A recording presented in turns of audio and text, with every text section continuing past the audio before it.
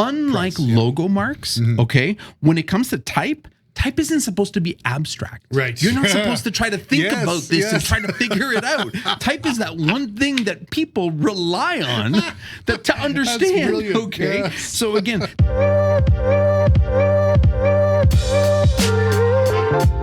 You're listening to the Angry Designer Podcast, where we help frustrated graphic designers crush the industry bull and learn what it takes to charge what you're worth and build badass, rewarding careers. In this episode, we're going way back to talk about the basic fundamentals of typography and why they are so important to every designer these days. We're going to share the most important typographic rules that every single designer needs to follow, not just a nice or a want. So if you're a new designer, these rules are going to take your skills to a whole new level. And if you're an experienced, seasoned, or even a lifelong professional, you'll take comfort in knowing that the things that we've learned over the decades of design are still relevant in today's digital age. So grab yourself a drink and sit back, or maybe keep your eyes on that path ahead of you so you don't trip it up, or get back to work and enjoy. I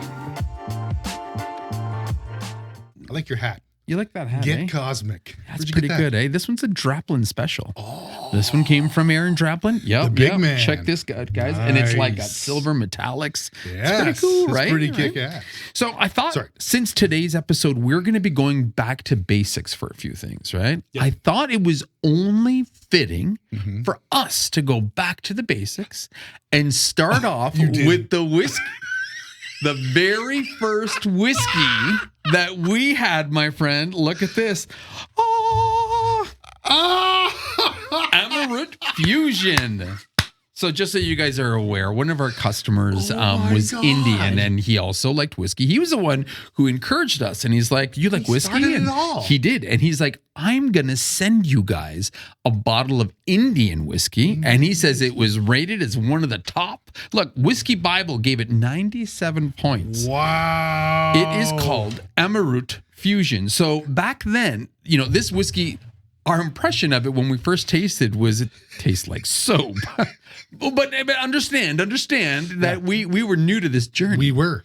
And we still happily drank it through because it was a great present. And then we have since sampled probably about 200 different whiskeys, scotches, and bourbons since. Holy smokes. And that might even be a little on the low side. It could very well be, yeah. So I thought since today we're going to be talking about, going back to the basics for something as awesome as typography, I think that it is only fitting that we go back to the basics and try our very first whiskey. Now, how did you remember this? What do you mean? How did I remember this? He was like, look at that bad boy. I could never remember the name of this Really? thing. Yeah, no. And I was downtown Toronto too. And I was in there and I was like, oh, there it was. Emerald Fusion. Emerald. Check that out, guys. Check that out. So I'm curious to see now, after our long journey and all this experience, if this now tastes any different than the first time we tried it. Look at the bubbles at the top there. Soap. Damn it. This is probably not the soapiest. All right, let's give this a chance. Ready? Salut. Have a sniff. Oh, that does smell like cleaning products. Cleaning products. Okay, wait. Mm-hmm. Well, it doesn't taste like soap. That's not bad. It's delicious. That's pretty good. The smell scared me, but this is actually delicious. It's smooth, but it has a nice bite. It warms up my belly, right? Yeah, it's not gentle whiskey by any means, but it's far from harsh.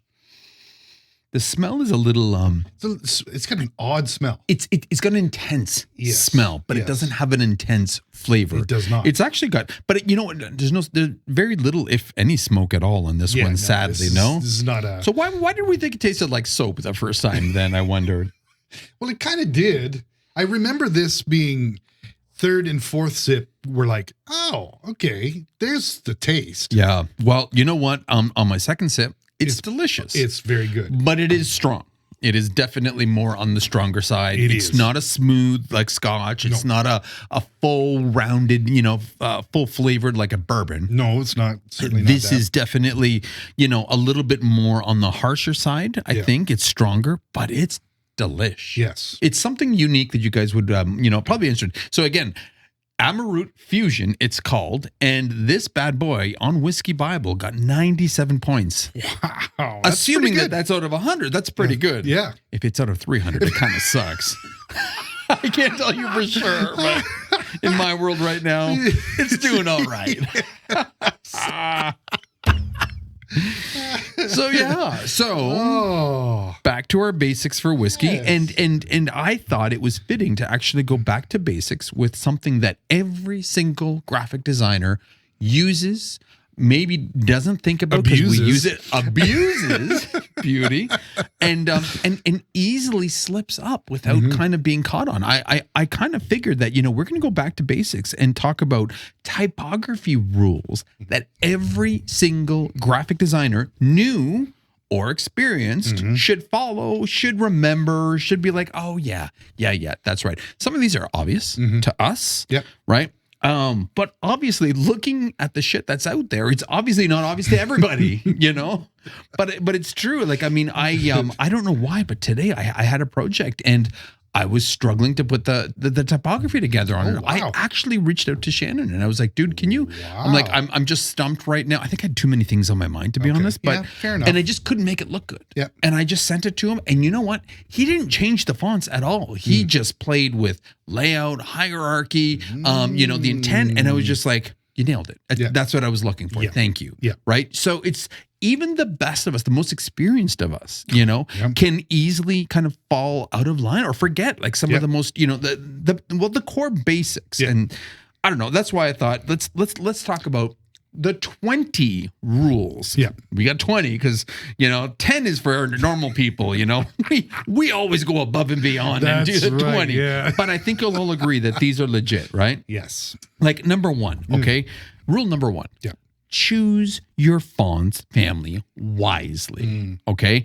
Fonts are an expression of what it is that you're working on. Right. Okay? And I don't think that people often put enough attention into choosing the right font to suit the mood of the piece that they have. Right. Right? They just go and they see something trendy, or they go and they like the way a font looks and they try to shoehorn that into a project or every project. It ends up on the front of a label of milk, and it also ends up on beauty products, right? It's just like, dude, I don't think so, dude. So, I mean, again, you can't just go out and pick the coolest font that you like that right now, right? You got to think about readability, and you got to think about the suitability the font has to the project, to the audience, to the brand, to that intention. Yes, exactly. So that's why I never start with impact. I end there. But, I never start there. I got experiments. Oh, Sean, you love your impact, buddy.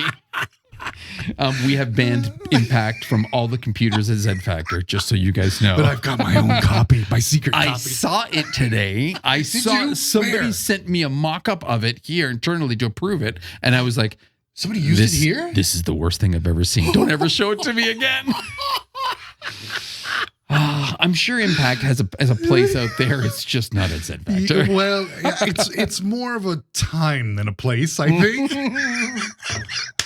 In the 90s, yes, guy. Yeah, Impact, and it was the meme font forever. Yes, it was, because you could fit in the most amount of letters into a small space with Impact. Fuck a legibility. Impact did not have legibility, but it was tight and it was intentionally condensed. So good on Impact. Okay. It was the meme font. It was the meme font. Absolutely. Maybe that's what ruined it. Probably. Yeah. That and Comic Sans.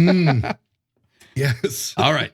Number 2, in line with this, okay? Rule number 2, make sure you have proper font pairings. Yeah. This can kill a project, Yes. right? If you have to pair fonts, and if you're going to, obviously you're going to, because you'll never use the same font for your headline all the way through, right?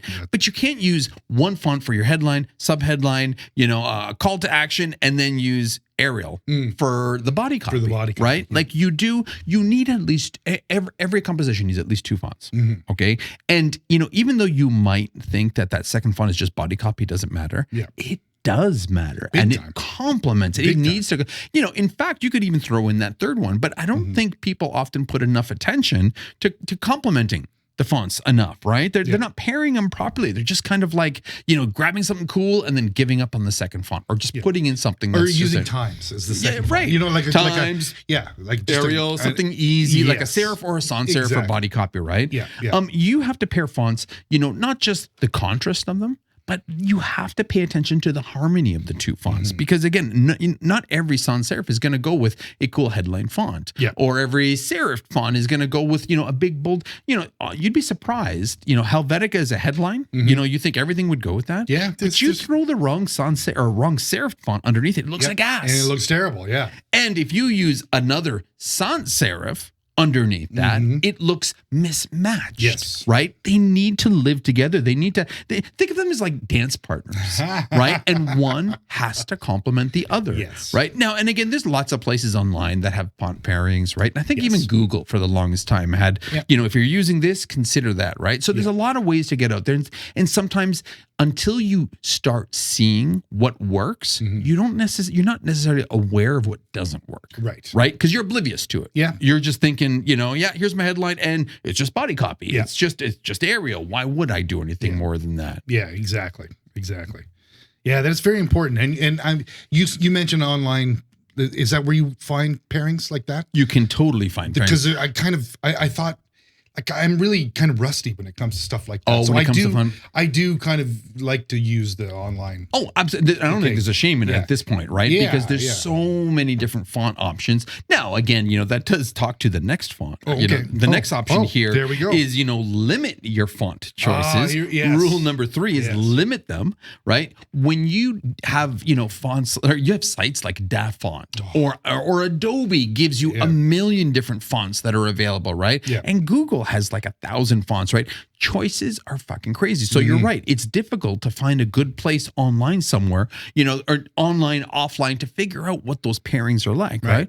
But your life can be made so much easier if you stick with, a staple small set of fonts, okay? Right. Yeah. Now, was it Massimo Vignelli, right? 7 fonts. 7 fonts. 7 fonts. He used 6, and then I think it was for the longest time 6, and then he moved up to 7. He found something else trendy on Font Squirrel that he wanted to throw into the mix. Papyrus. But the thing is, his belief was that, like with the basic set of fonts, you can design anything. And he's right. It's true. Yeah. Because again, your design shouldn't be weighted solely on the font choice. Fonts can be beautiful. They can be great. They're like art. Right. But your artwork or your design can't actually rely on just the font.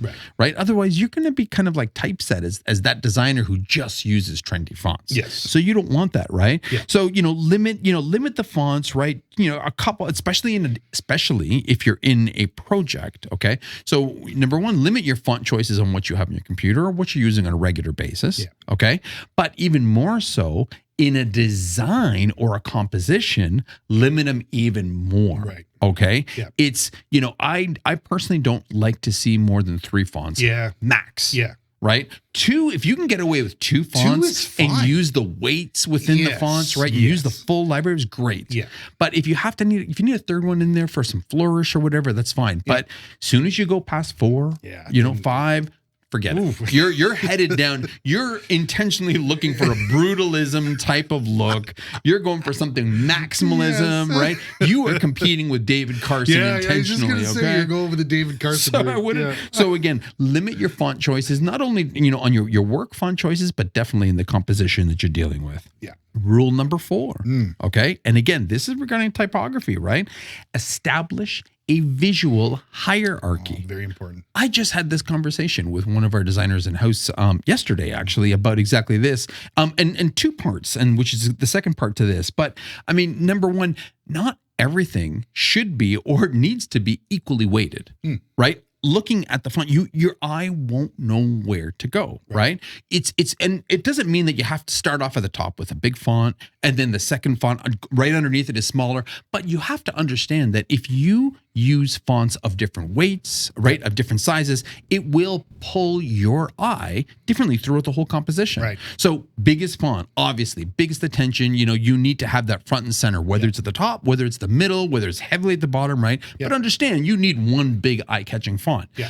Subtitle generally is the next size down, right? And it needs to be substantially the next size, just to give your eye that whole, I don't know, like a path to follow. Exactly. Yes. Right? Yeah. I think I heard somewhere, and I think I do this quite regularly, like people ask, what is the size difference? What size should that second font be? And a good rule of thumb to start, 50%. Oh. 50. So if you're 72 point for the one, try your next one, 36.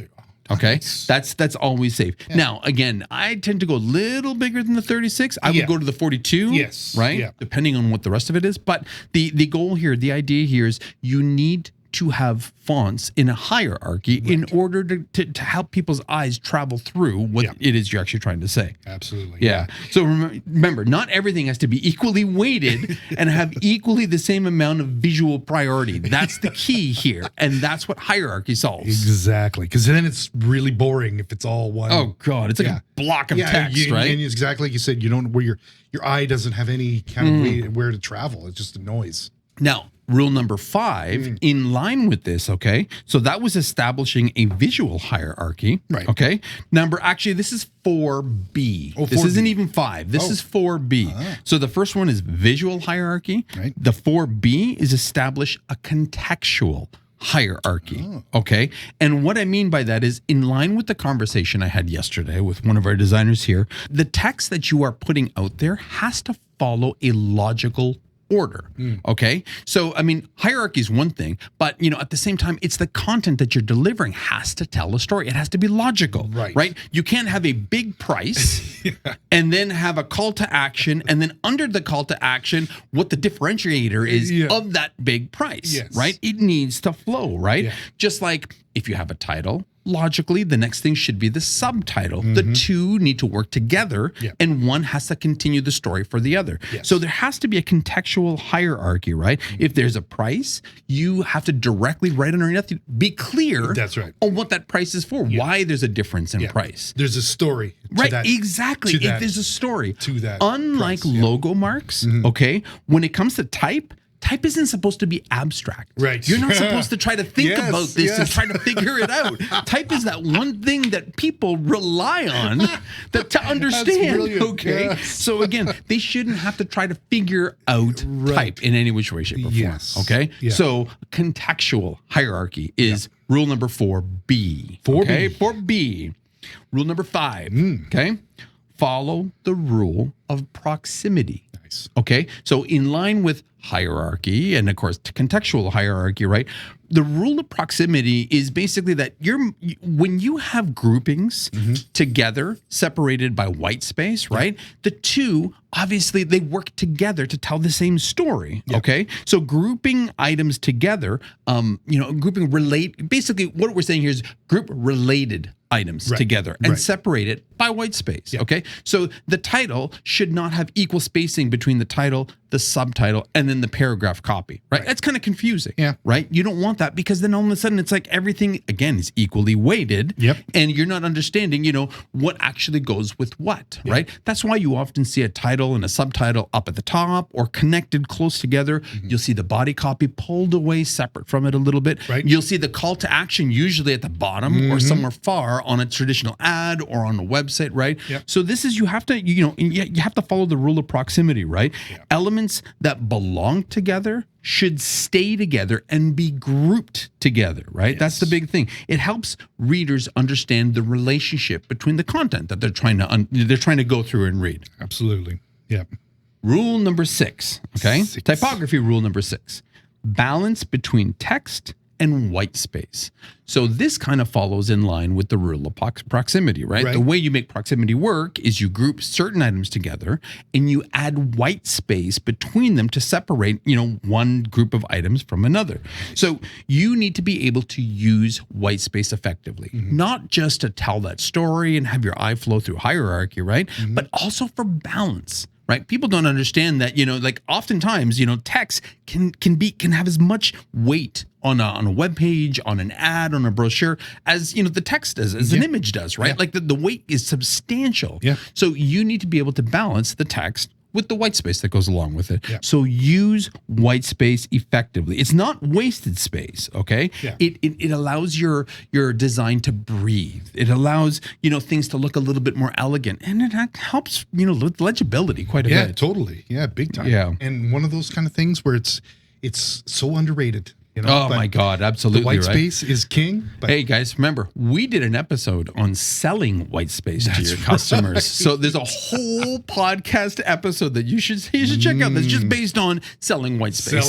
That's all it is. Yes. How the hell to sell nothing to your customer.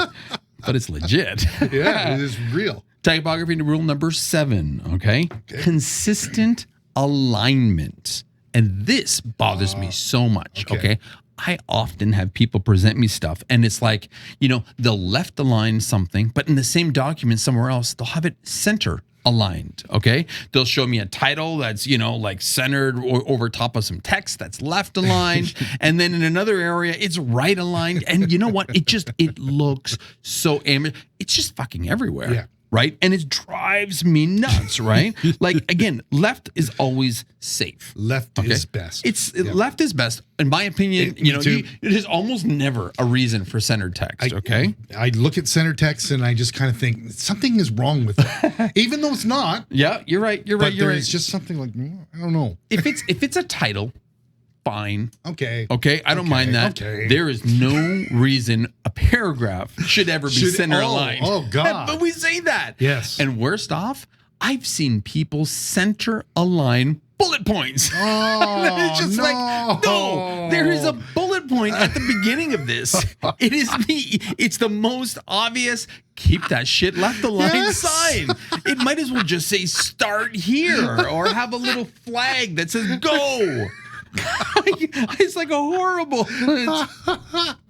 Oh my God, that's horrible. My God. That completely defeats the purpose. Absolutely, it does. Absolutely. Ooh, no. You know what? Alignment is extremely important, and I think it can make something look really, really clean, really upscale. Yeah. Or it can also look really amateur. Or it can look very So you know what, guys? Just avoid centered altogether. Okay. Unless you're doing a website and it's in the header, don't even worry about centered. And the funny thing is people will still put copy, on a web page centered. Yeah. But remember what people forgot? You were never supposed to, and maybe it's just because we're older and we did a lot of print, right? But you're not supposed to let body copy, span more than like 3 inches or 2 columns, right? You're supposed to divide that shit up, which blows me away because so many websites will have long centered copy that spans the entire width of the page. And when you're competing with people, the noise nowadays. Oh my God. And you make them read like that. You try to follow that sentence that's like 900 pixels wide, Exactly. It's impossible.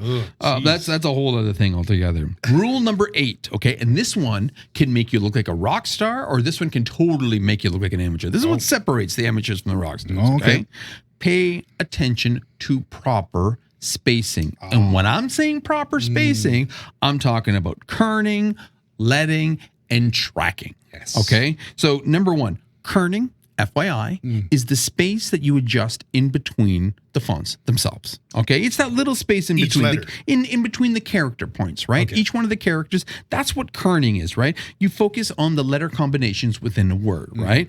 And I mean, in my opinion, it's like Massimo Vignelli used to always say he didn't design fonts, right? He would design the space between the fonts, right? Because that's where the relationship is, right? Clever bastard. So then you got kerning, right? So kerning adjusts the space in between individual characters, okay? Right. Tracking alters the space across all of the fonts equally. Okay? So you can kern individual letters if it's a logo, right? And again, you would do this if you see V and A beside each other, right? But then there might be some other letters that suit. So this isn't a select all and go -10, -20. Okay? That's what kerning is. Tracking is when you're selecting all the paragraph copy and going -10, -20.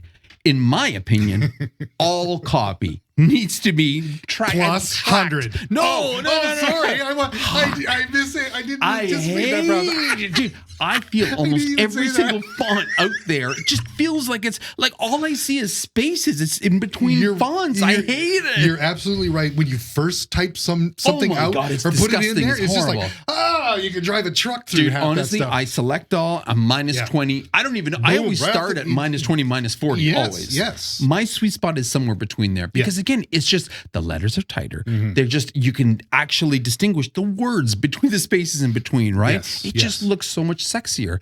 I think everybody laughs here when they come to my, they'll come to me for some sort of, opinion or whatever. And I'm like, okay, select that -20 right away. Just do that. And then come back to me, right? So that's tracking. Okay. So tracking is the entire paragraph uniformly, where kerning is just individually, and letting affects the vertical spacing between the fonts. So, that's either single space, double space, but let's face it, we're a lot more we can be a lot more finicky, and it's really, really important to pay attention to this, right? Because it really helps with that whole, like we were talking about, visual hierarchy, right? The proximity, right? Proximity it is really huge makes a difference between paragraphs, right? Yes. So all three of these need to work together, okay? More so kerning and tracking. Kerning needs to be is incredibly important when it comes to logo marks, typefaces, and big bold headlines, right? But the other two, tracking and letting, those are a must across the board, right? You have to do this. Think of spacing like seasoning on a steak, okay? Too much or too little can just ruin that steak altogether, no matter how good of a quality it is you got, okay? That's right. Remember that. Just keep it right, okay? Exactly, yes. Sorry to the vegetarians out there. Rule number 9, and this is an absolute must: never, ever, ever have your hand slapped. I will kick your ass if you stretch a font. That's right. Keep walking, font. Sean, keep walking out that door. I'm guilty. I used to do that. No, you cannot stretch a font. And that's heartbreaking.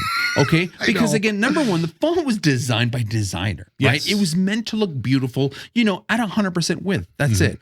When people start stretching a font 110, 120% to fill a space or whatever, you're killing everything that made that font fucking beautiful. Okay? Like, this is just the worst thing you can do to a poor font. Why do you hate a font? I wouldn't even do that to Comic Sans, for fuck's sakes.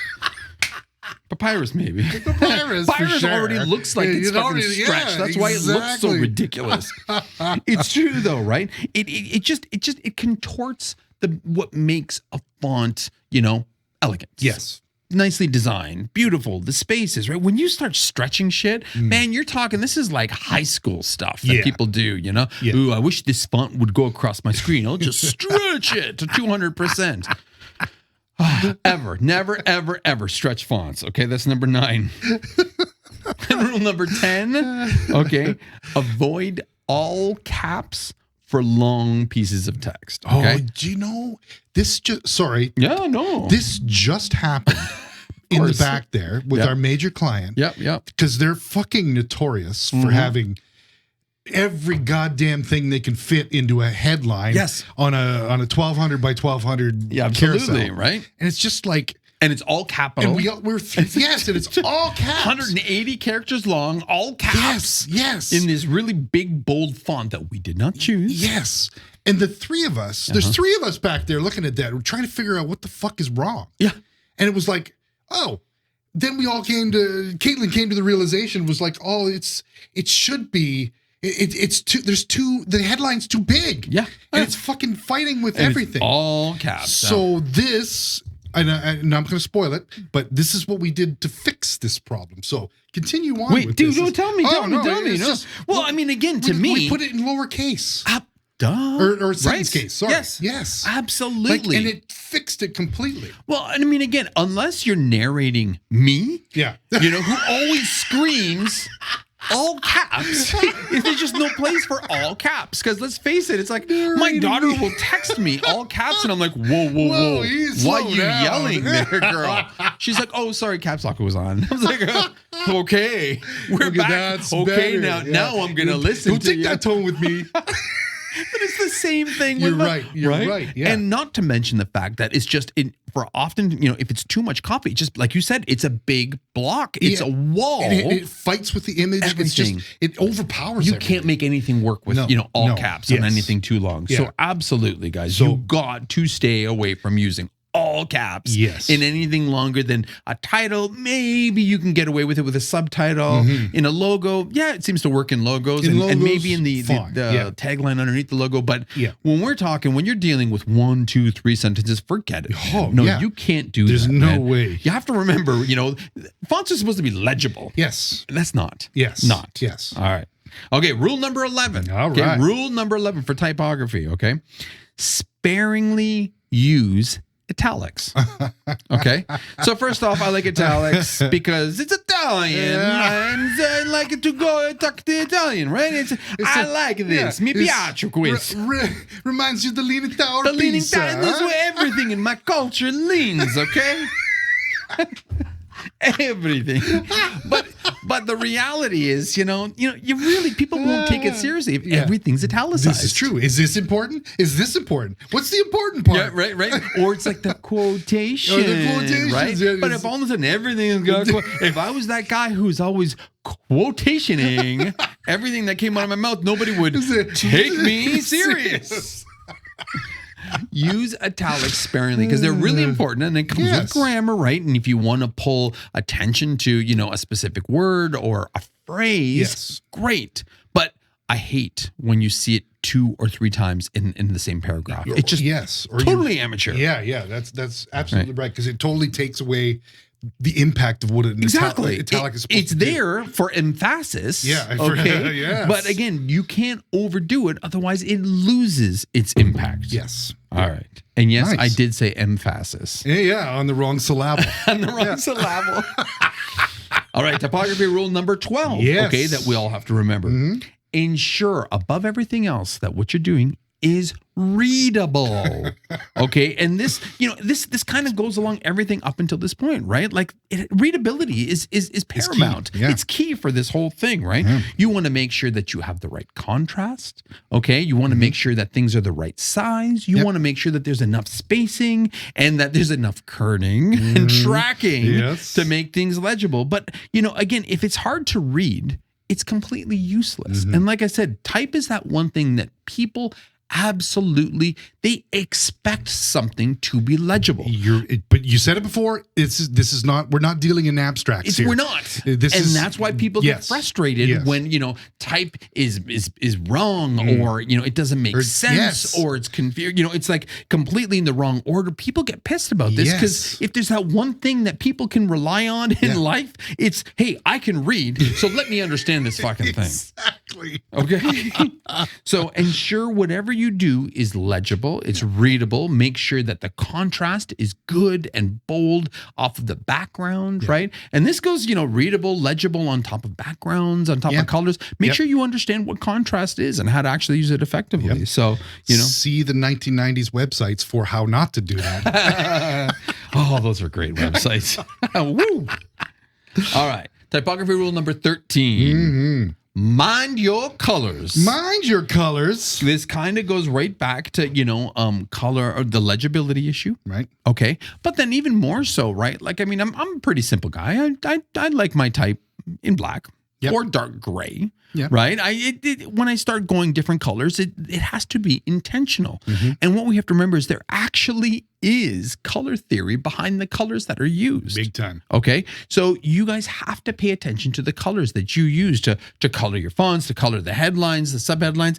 Body copy should always be dark. Don't even Yes. attempt to try to be clever because people are expecting body copy to be legible. Yes. Okay. So black, maybe like an 80% black if you want to go a little lighter, but there's no reason to make it red or blue because you're either going to make people angry, you're going to make them sad, right? Or even reverse on color. Like, that's pretty, fine. that's reverse harsh. on color, reverse on like, but and if you have to, yeah, but don't rely heavily on it. Yeah. Don't do the whole thing. What do you feel about like drop shadows? I used to love them, but I had to kill them. Maybe that was part of Z Factor. Like, yeah, you're right. Maybe. I don't know. It was cool a long time ago, and I don't know whether are they making a comeback. I don't even know. I don't think drop shadows in the sense of a drop shadow to give a 3D element is making a comeback because it doesn't make it legible and is like, oh, you caught me. It's bouncing off the page. Yeah. But I think, if it's on a background and you add a drop shadow to make it legible. Yes. I think, that's just goes to the whole point of being legible. Yeah. Right. And you've got a nice science down to that, how to get that nice drop shadow to make it there, but not look like it's there. Not look like it's there, That's right? the key. It's kind of like that halo glow. Yes, exactly. Yeah. And that's a fine art. We do that with a lot of our posts, or like all the podcast episode posts. They're all. Yes. And again, it's funny because I do find I remember seeing body copy with a drop shadow, and I'm just like, they're like, well, this way it's legible, and I'm like, what? Oh. I can't even read this now because of this. Ooh. And you know how they fixed it? They put an outline around everything as well. So white text on a crazy background with a drop shadow, and then they gave it a nice fine black outline around the guy. Like it was that's overkill. Just so much shit going on here, guys. Needless to say, make sure that, the text stands out first. Color only enhances that, yes, okay? Because there is, and the color has to be intentional and it has to, really enhance the artwork. Otherwise, stick to the basics on this one. Right on. Rule number 14, adhere to grammar rules when needed. Okay. And this is the part that really pisses me off, right? Like, there's always controversy about, when to use periods, when not to use periods, right? And I hate having the same kind of arguments with customers, like, the headline. A headline in an ad or a brochure on a website doesn't need a period at the end of it. Punctuation, if you're trying to make a statement, but it doesn't need a period because, again, it's a statement, right? The subline, the subtext underneath everything it, however, does because that is supposed to, back up the headline statement. Right. Okay. It's supposed to be the proof. That's supposed. So the headline statement often doesn't even have to fucking make sense. It could just be a stupid word. Right. If you're going to use a period, it might not make sense. You're trying to make it grammatically correct, right? But that sub headline that goes underneath it, that's supposed to back that up in a proper statement and clarify it. Yeah, that's right. Yeah. That's your flash and your sizzle at the top. There you go. Right. But the rest is, we're not animals. We follow rules here, and we need grammar to kind of help us through this stuff. Another thing that pisses me off, and I have this argument, I've had this argument before, and I've shot them down with the copywriters, but when copywriters will put a period at the end of a bullet, right? So they have a bulleted list and they're periods. And I'm like, whoa. Bullets are, again, they're a different animal. So it's like if the bulleted lists are sentences, okay, like you're listing out 4 sentences. Yes. You put a bullet on it because it's a fucking sentence. Right. But if it's just a feature or, 64 megahertz for faster speed or whatever, right? Don't put the period there because it doesn't need it. Exactly. So again, periods. It just looks weird too. And again, so, I am a stickler for grammar, right? And typos and all that shit, right? Yep. But again, when we're laying the shit out, right, we just need to make sure that we understand where grammar is supposed to be used, right? And where we can bend the rules for this, right? So adhere to grammar rules when needed. Yep. Okay. Yeah. Number 15. We're almost done, guys. Hang in there. We're almost done. We're almost done. These are gold. Divide text into paragraphs and, surprise, surprise, pay attention to spacing. Beautiful. Okay. Again, nothing says I'm an amateur and don't know typography more than when paragraphs on a page are all equally spaced everywhere. Okay. You need, like, again, it's like leading is not the same space in between paragraphs. Paragraphs need, and that's why often people will hit that double space if they have to. Yes. They'll add the extra space. It is cheating, but the whole point is, again, it lightens the load of the read. Yeah. It's really hard to see paragraph when it's not equal, when it's not nicely spaced in between. It needs that white space in between each for readability, for legibility. To know that this is one paragraph, this is the end of the first paragraph. Now you can take a break or whatever, like a mental, just like exactly, and then give you another. Nobody likes a wall of text. Nobody wants to do that. Yes. No, right? Make it digestible. And adding spaces in between paragraphs is an easy one to be like, yo, I'm a pro. Look at this. Look at the space in between this paragraph, right? Exactly. And you see it often on websites too. It's crazy. It's crazy how much you see that. Yeah. It's just like, why do you hate me so much? Yeah, why do you hate me so much? Why do you make me read? Why do you make reading hard? Okay, so here's one that kills me all the time, okay? Widows, orphans, ending one word sentence, like it's one word on the bottom of a paragraph, right? Fucking drives me nuts. Right? Like it does. You got a paragraph, and then at the end of that paragraph, on the last line is one word. And I see this on subtext. I see it in ads. I see it, people, and they often don't take advantage, of like certain, certain pairings in the words, right? Yeah. Like, we always use, so a big word for us is fiber internet. Yes. Okay. We use it all the time in a lot of things because we're always talking about fiber internet. Well, I can't stand it when fiber is on one line and internet's on the other because you know what? It makes sense to start that sentence with fiber internet. Right. So soft return that shit, right? Or a big pet peeve. Okay, we got widows, we got orphans, but then when you start sentences with an and, or an if, and it's like whoa, like pull that back and soft return the next line, right? Or give it another word, but don't start the sentence with it, finish the previous one on top with it, right? Like pay attention to how you are starting every sentence, right? Yeah. Don't leave any single words just hanging there, right? It drives me nuts with this kind of stuff, dude. And that kind of thing, breaking off a paragraph into another sentence or into another paragraph that's not finishing the complete first paragraph. Yeah, that's crazy. Like, because your brief is going to have that copy laid out in a word program, so there's no excuse for you to be doing something, right? Something like that. So pay attention to the words and how they're grouped on every line. And please, for the love of God, don't start, a sentence with and, if, so, like, oh my God, because, right? Like, seriously, if you have to, because it just looks so much cleaner when it's like that sentence, it's got the right pairing, and it's not, has a lonely word by himself crying because he's been left out. Because she's been widowed. All right, rule number 17, guys. Rule number 17. All right. Pay attention to the alignment and to grid systems. Okay. Honestly, and again, Massimo Vignelli did this best. Okay. He developed that whole grid. Well, he didn't develop the grid system. It was prior to him, Swiss modernism, but still, he embraced it. He big proponent of it. He killed it, right? Yeah. And it makes sense because you know what? When you have a big page, whether it's a web page, whether it's a brochure, whether it's an ad, and they're not aligned. The subheadline is misaligned with the paragraph, or the paragraph and the subheadline are kind of like staggered a little bit, right? Yeah. It bothers the reader and they don't know why. Yes. Okay. It's like they'll look at it and at first glance, something doesn't feel right. Yeah. And then once they start looking at it and feel it, all of a sudden they'll realize, or maybe they won't, but it's just that experience. It's just something is uneasy. Yes. Okay. Yeah. Pay attention to aligning things. Okay. Like if you can find an alignment of a sort, use a grid, use a line, make sure shit lines up every single time. Because honestly, when fonts are everywhere, it looks so sloppy. It does. Yeah. Oh my God. Like honestly, makes such a difference, and I see that. I notice that huge. Junior designers to senior designers, right? Or experienced ones. Make sure everything is anchored and lined up, left align, center line, vertically, but pay attention to that shit, right? Yep.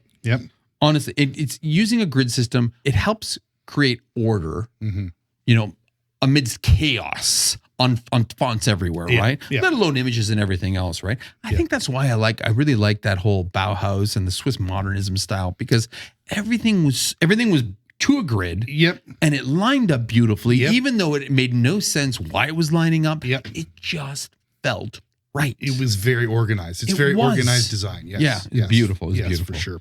All right. Almost done. Rule number 18. Consistency is key. Ah. Okay, consistency is key. Maintaining that consistent style throughout the design, right, makes it look professional, keeps the style going, right? And what I mean by that is, if you're going to start with left line, keep things left aligned, right? If you have a title that's bold and a subheadline that is, like regular font or whatever, keep that going throughout, right? Yeah. Oftentimes, it's really simple to get caught up in the individual design element that you're working on. You're not thinking of the whole piece. Yes. So all of a sudden, it's like you've got a paragraph internally, that isn't on the front cover, right? But it's got a different leading to it. It has a different headline, size of headline font on top of it, right? Yep. And all of a sudden, it's just things start slipping and they're not consistent throughout, right? Yeah. Consistency is key throughout a whole piece because, again, it goes back to people not having to readjust their mind to understand what it is that they're reading. Exactly. Yeah. Right? It's like here, this is the next part that I'm at, right? Yes. So you're even the client or the reader, the user knows this kind of stuff, right? Yeah. So you want to be consistent with. Websites are really easy for this because you can create a style sheet that's repeated everywhere, right? Even the programs that we use have Well, the you same need kind to of idea. use those programs that way. If you do, yeah. Right. Yeah, and yeah. no, I mean, that's what you have to do. You have to use them, or you have to create your own. Yeah. You have to realize that headline fonts are always going to be this size. Yes. Body copy is always going to be this size. They're never going to run past this. You've got to remember and be diligent about keeping things consistent. Yeah. You might get bored halfway through that project, right? Because it's always the same thing over and over and over. But when the customer sees that for the first time, or when the end user's going through it and flipping through that for the first time, it's just such a nice experience. There. Yeah, exactly. The flow is good. It's all great. Absolutely. Yeah. Yes. Okay, rule number 19. 19. Okay. Choose the right font size. Oh. Okay. Now, again, this kind of goes back with what we were talking about before about, how to pair fonts up with that. Yep. That's one part of this, right? Making sure the right font sizes match throughout. But this actually goes deeper. This is saying that it's like, like if you're building an ad for Facebook and you're using 72-point text. Yep. Okay. Well, all of a sudden, if that Facebook ad goes to a square format, don't use the 72-point text. Okay. And just all of a sudden add a second or third runaround on that, right?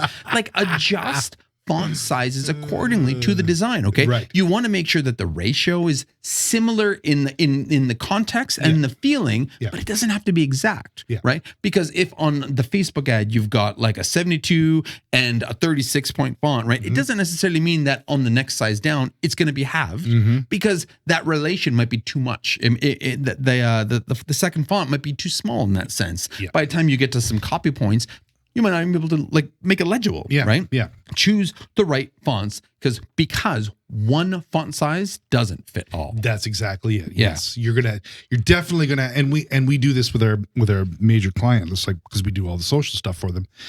Everything is adjustable. You know what I mean? Like there's not a copy paste into the new, you have to kind of massage it to in order to fit the new size. Absolutely. Kind of. Absolutely. Yeah. Make sure everything. So remember, one size doesn't fit all. Nope. Okay. So adjust those font sizes accordingly. Yeah.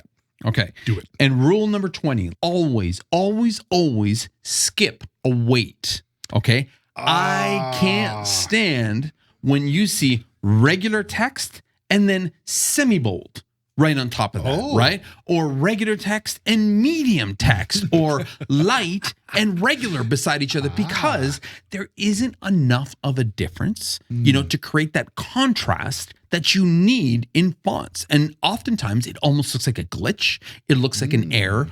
So what I'm saying is always, always, always skip a weight. So if you're using regular, okay, for your body copy, then make sure that the title is bold. Okay, so at least it's two sizes up. Two. You're skipping that weight. Right. Okay, Don't go semi-bold and bold beside each other, man. Honestly, we do this all the time, and in our podcast titles, right? In all of our podcasts, like I don't even know what the hell lead they're called. outs or Thank whatever. you. Yeah. Everyone, I'm such a stickler. Like, if we're going to use light text, don't put a regular font beside it because it looks like an error, right? Make sure you always move up 2 font sizes. Okay, so skip that weight size. Okay, now I got a dilemma. Okay, go. I got a dilemma for you. Dilemma.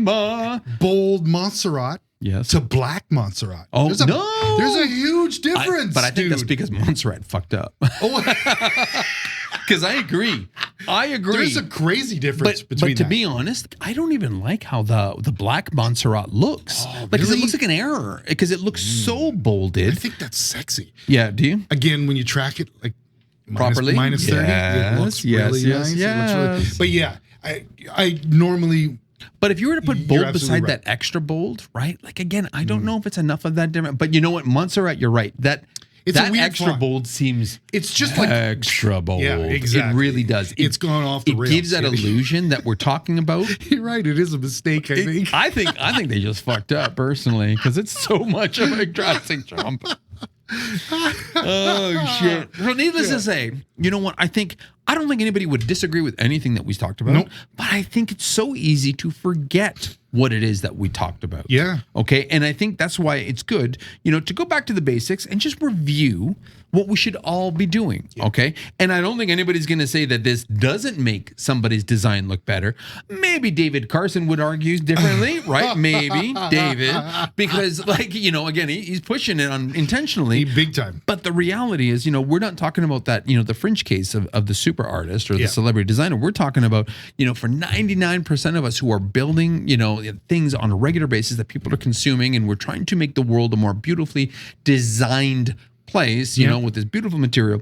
Follow these rules because again, they're like a no-brainer. And once they become ingrained into your system, it's like you'll elevate yourself from junior to like mid, junior to senior in like a honestly, because typography is that one thing that if you learn how to nail that, you'll always have a job. Yeah. Okay. Because unfortunately, most of those apps that I've seen out there, what is it? Oh my God. Ready? I'm going to date myself. Oh. PageMaker did a bad job of it. Quark Express did a bad job of it. InDesign does a poor job of it. Oh, yeah. Right? All the word processing programs suck at this stuff, and it still needs a designer's eye. Yeah. Because again, you can't just single space or double space. Yeah. That's not an option, right? Yeah. You need to be able to pay attention to shit. So that's why it's really important. Yeah, absolutely. Yeah, you're right. It's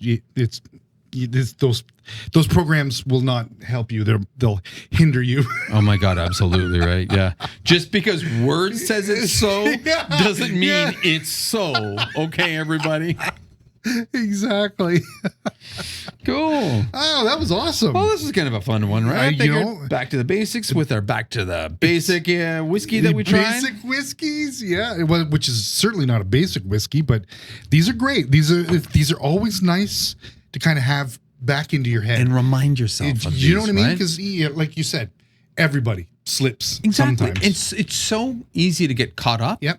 Especially with the pace and how everything moves out there. Yeah. You're following, this, YouTubers examples of this and this Instagrammer's example for that. And then you're on a blog that tells you what it is. You forget the basics because the basics. You're like, concentrating on all these new techniques that everybody's showing you. And it's just like, and then you're like, that. Your design is fucking awesome. Why does my text suck? Yeah, right. Text can make or break a design. Absolutely. Yeah. Absolutely. So, that's true. Yeah. Really cool. Good. Nice. Cool. Yes. All right. Well, I hope you guys liked this. Again, we kept it light. We kept it simple tonight. And we just kind of wanted to bring it back, and give everybody something that they can take advantage of. Yes. If you feel I missed anything, hit me up. Let me know. Yeah. I'd love to grow this list to something bigger. But I think that this is quite an exhaustive list. And guarantee you, if you guys follow this and are reminded of this, man, you can't go wrong with your layouts. Other podcasts will give you 10. We're giving you fucking 20. We're giving you 20, yo. Don't worry about the podcast. Other podcasts will give you 10. And the blogs that mention 15. They'll shortchange you. We got 20. Just go with the 20. Hey, we're giving you 20 and a half. Because don't forget that's that right. 4B. 4A and 4B. Hierarchy contextual, yo. Yeah, I can't pull that off. But, you know, maybe some of you think we're weird. All right, everybody. Hit us up on our channels. You know where to find us. On Instagram is the best place to talk to us, and be patient, because if we don't respond right away, we really try hard to get back to everybody in a amount of time. You know, sometimes it might take a month or two, but we still try. We try really hard. We really hard. And we love you all. All right, absolutely.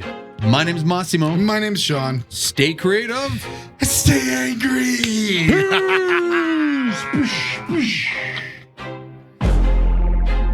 I feel like I'm losing my mind. Is everybody in the world blind? Please, Lord, give me a sign, a sign. I wanna be the greatest. Everybody on the fake shit. I look around and feel like everybody is the fakest. I make this every day and I'm impatient, hoping one day I blow up from the basement. Statement, the top is so vacant. I don't hear shit that I think is amazing. Waiting for my day when I'm playing sold out shows for 1,000 faces. Hey, give me that crown, get in my way and to be put down. It ain't your place, no, this my town. If I want that shit, then I'll get it right now. I'm losing it, the noose it fits, some losing shit, a stupid myth. You choose to live or choose to dip, you choose to fight or lose your grip and lose a gift. I feel like I'm losing my mind. Is everybody in the world blind? Please, Lord, give me a sign, a sign.